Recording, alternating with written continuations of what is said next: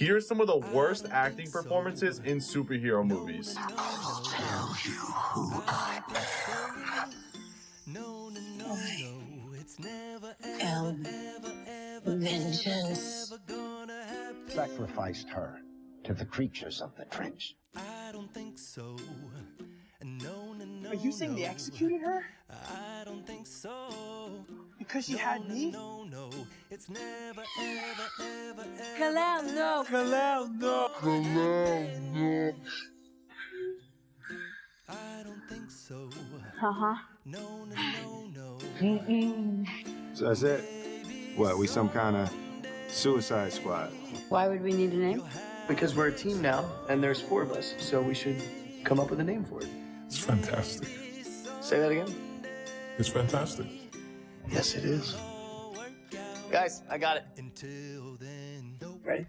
Here's some of the I went to India. There's over 200 languages in India.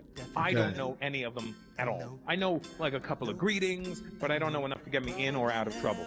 Okay. But I know what they all sound like.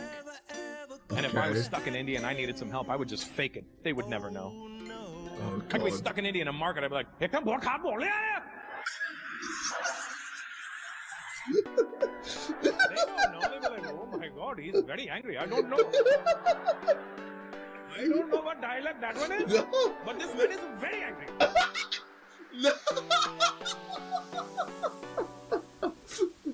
No, that's funny, man. I'm not going to replicate what he did though, because that would be out of order. I went to India.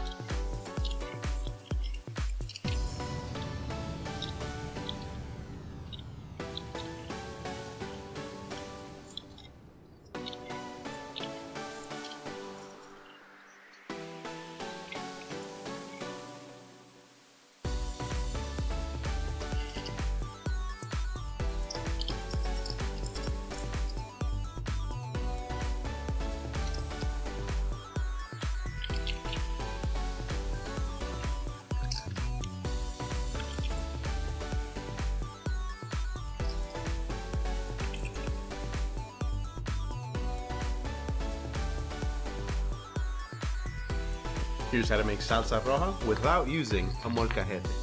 For this recipe, we're going to use 5 Roma tomatoes. Now cut each of these in half.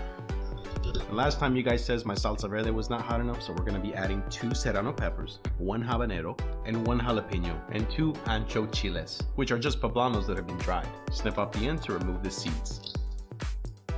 Cover with a generous amount of oil, and cover 3 cloves of garlic, especially with the oil so that it doesn't incinerate.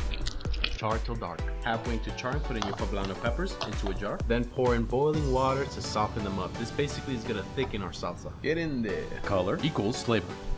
Season with a wee bit of salt. No pepper because our toilets. A little bit of onion powder. And 1 packet of chicken bouillon. And a little cilantro to taste. And a little bit of that ancho water.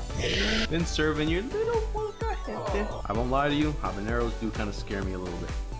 Let's be honest, to any Mexican grandmother, this is about to be mild to them. Here's how to make. I hope you have a nice day. Or do I hope you have cyanide? To listen, you must be silent. But will your silent grave be everlasting?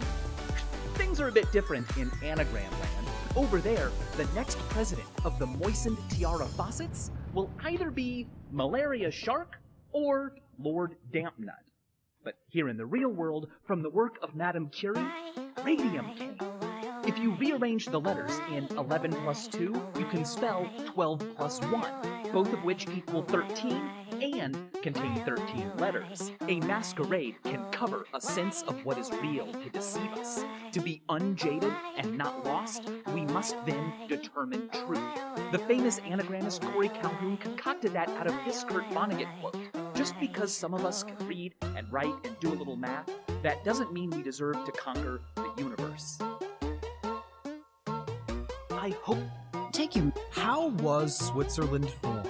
First, in the Holy Roman Empire, the foundation of modern Switzerland began when 3 cantons, Uri, Schwyz, and Unterwalden, formed the Old Swiss Confederation in 1291. They united for military and economy reasons. This included city-states like Lucerne, Zurich, and Bern, and additional cantons like Glarus and Zug. This growth led to conflicts with Habsburg Austria and resulted in Swiss victories at battles like Sempach or Nefels and in the Swabian War in 1499, which secured de facto independence from the Holy Roman Empire. Full independence was formalized with the Treaty of Westphalia in 1648. In the late 18th century, Napoleon reformed Switzerland, establishing a centralized state, but the Congress of Vienna in 1815 restored the original confederation and confirmed Swiss neutrality. This period saw the admission of Valais, Neuchâtel, and Geneva into the confederation.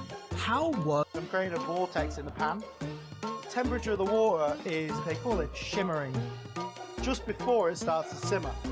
And you can see there's a vortex there. Just let it die down a little bit, and then just using a cup always, just drop your egg in like that. And you can see straight away the egg just starts to come together in the bottom of the pan. Now what you get with a standard egg is layers of albumin on the outside, and they all cook slightly differently. So the stuff right at the edge cooks really, really quickly. And it's also quite watery, so it doesn't have any sort of texture to it. That's often what, when you classically poach an egg, you'll trim off at the end. The vinegar helps the white bind together, and it also adds flavour. It's mainly there as a flavouring. And you're looking for a standard poached egg to be cooking for probably about 3.5 minutes. It'll continue cooking for a little bit of time afterwards. Gently trim off with a pair of scissors or with a knife that little outside bit, and you've just got that perfect little poached egg there. I'm creative. Elytras are really slow in Minecraft. For example, this 1,000-block distance can be traveled in 41 seconds with an elytra, 38 seconds with a boat on a packed ice highway, and just 24 seconds with a boat on a blue ice highway. But a pretty big issue arises when you try to place a boat on a path, because most of the time it won't place perfectly straight, so your boat will go flying off the ice path. So some people will add railings to the path to prevent the boat from flying off the paths, but this only works with straight ice highways, because if you put railings on a diagonal ice highway, you'll hit them and stop a lot of your momentum every time you hit them. With straight ice highways, you can drive your boat against the railing, but this also slows you down. So here's the solution to this problem. If you're using a straight ice path, then place blocks like this. Face straight forwards, and then place the boat and get into it and use F3 to check if it's facing straight forward. If it isn't, break the boat and repeat the process until it faces perfectly forward. Once it places correctly, row the boat into this wall. So you'll get into this boat, then place a boat on the ice and get into it, and it will always be perfectly straight so you won't fall off the ice. You can also do the same thing for diagonal pathways using this setup. Elytras are best football player in the world. Me. The best player in the world ever, Diego Maradona. Me. It's facts. He look at him. Scored that own goal, fantastic. Best football player in the world. Samuel L. Jackson breaks down the top 5 characters played by Samuel L. Jackson. Number 5, Nick Fury. Oh no. Well, number 4, can I combine like a couple guys? Yeah, maybe. Yeah. Ordell, Jules, and Steven from Django, because they're all Quentin characters. Them motherfuckers ain't here to buy no mandingos. Next character after that, Mace Windu. Oh, dude. Star Wars. The oppression of the Sith will never return. You have lost. My favorite is just kind of wacky, kind of private detective, kind of crazy dude, Mitch Hennessy from Long Kiss Goodnight. Anybody fuck with Mitch knows just what to do, cause I'm a bad motherfucker. Yeah, I actually died in... Galileo is the first one known to try to measure the speed of light. So at night, he put somebody on a mountaintop with a lantern and a little shutter. He was on another mountaintop with a lantern and a shutter. And they said, when you see one, give me the signal back with the shutter. And he concluded, light, if it's not infinitely fast, it's faster than we can measure. Now, a guy named Ole Romer, at the time he did this, we knew that the Newtonian gravity not only described the moon around Earth around the sun, it described Jupiter's moons around Jupiter. You calculate when the moons pass in front of and behind Jupiter. What he found was that when Earth was closest to Jupiter, the eclipses occurred 1,000 seconds sooner than when Earth was on the opposite side of the sun from Jupiter. He said either Newton's laws were wrong, or we had to wait for the light to cross the entire orbit of the Earth to get to you. What's the formula for speed? Distance divided by time. Galileo. The suit can definitely be like a challenge at times when you got to get in the full thing. Like getting comfortable in it, there is something fun. Yeah, it just helps as an actor when you get in your costume, you begin to like feel it more and embody it more. And I'm still processing. It's all happening still. I'm catching up. Yeah, this only just happened. But objectively, you got pretty free pretty quick. Oh, yeah. In that suit. That's true. Yeah. You started to feel pretty at home. Yeah, I did. You started dancing pretty quickly. I did, yeah. I have no explanation for it. It just did it. Instinctual. Yeah. The suit. We got a huge egg. Look at all her eggs. Probably 40,000 eggs. No problem crushing a carrot. I don't think the MrBlock can do it. Oh, I'm wrong. MrBlock can also cut a carrot. Today we're going to see if they can crush an apple. They're notch. No lunch. She's got no notch. We're going to give her a notch. Giving her a notch, that signifies that she's a breeder to future fishermen. Let them know that she can't be captured. She's caught in the future when she doesn't have eggs. We're going to give her a snack. She's not going to let the apple go. She's taking the apple with her too. And a lot of people ask why I throw them on their back. It's just to protect their eggs from the impact on the water. So we just toss them on their back so that way their belly doesn't hit right on the water. The eggs are very secure. It's just a habit that I've gotten into. Throw them on their back. Why not add a little extra protection for them? We got it. Look at this map of flight. Look at this map of flights around the world. It's just a jumble of airplane icons until you look here. I'm currently in Saudi Arabia right now, so I'm kind of thinking about this. You can see that these flights are being pushed into really specific paths, kind of like choke points. It's because a lot of this airspace is becoming unsafe. Almost 200 ballistic missiles flew from Iran to Israel last week. Strangely, flight paths are one way that you can see where tension is heating up around the world. Notice what the airspace over Ukraine looks like.